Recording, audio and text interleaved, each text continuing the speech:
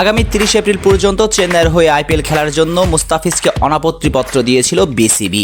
চলতি মাসের 30 তারিখের পর মুস্তাফিজকে চলে আসতে হতে পারে দেশে। জিম্বাবুয়ের বিপক্ষে হোম সিরিজে খেলতে মাঠে নামতে পারেন কাটার মাস্টার।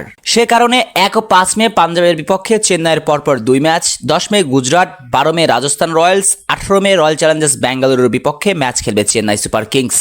যার মানে দাঁড়ায় 30 এপ্রিল মুস্তাফিজ যদি দেশে ফিরে আসেন, চেন্নাই তাদের শেষ 5 ম্যাচে মুস্তাফিজের সার্ভিস পাওয়ার সম্ভাবনা একেবারেই ক্ষীণ। অথচ এই বাঁহাতি আগামী দিনে চেন্নাইয়ের বোলিং ডিপার্টমেন্টে যে বড় ভরসা হতে চলেছেন তা বলার অপেক্ষা রাখে না। ফিজের পারফরমেন্সে বর্তমান চেন্নাইয়ের জয় পরাজয় নির্ভর করছে অনেকাংশে। চলতি আইপিএলে যথারীতি আকাশে উঠছেন মুস্তাফিজ।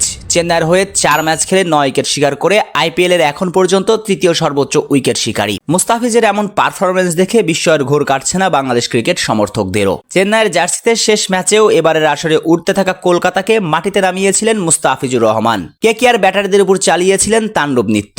4 ওভারে 22 রান দিয়ে শিকার করেছেন 2 উইকেট। কলকাতাকে মাত্র 137 রানে সিএসকে আটকে রাখতে পেরেছিল মুস্তাফিজের কল্যাণেই। মদ্দা কথা, চেন্নাইয়ের বাজির ঘোড়া মুস্তাফিজ। কিন্তু সে বাজির ঘোড়া মুস্তাফিজের অনাপত্তিপত্রের মেয়াদ 30 এপ্রিলের পর যদি বিসিবি আর না বাড়ায়, তবে মাথায় বাজ পড়বে সিএসকে। মূলত আগামী মাস থেকে শুরু হবে জিম্বাবুয়ের বিপক্ষে হোম সিরিজ। এই সিরিজে মুস্তাফিজকে দলে চায় বাংলাদেশ ক্রিকেট বোর্ড। বিশ্বকাপের প্রস্তুতি হিসেবে ধরা হচ্ছে জিম্বাবুয়ের বিপক্ষে টি-20 সিরিজকে।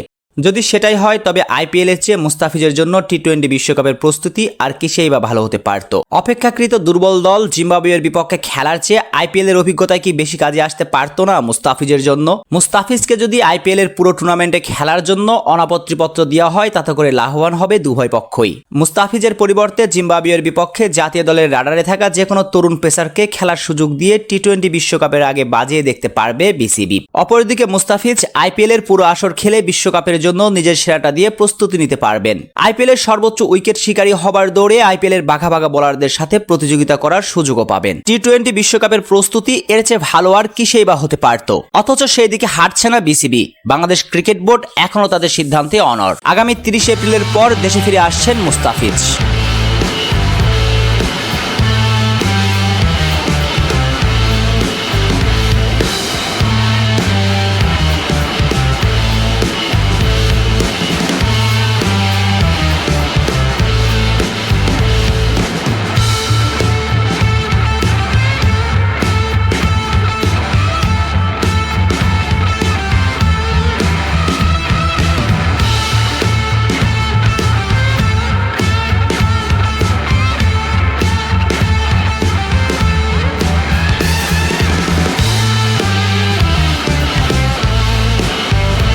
শেখ আসফুদ্দৌলা অনিক, টিভি স্পোর্টস।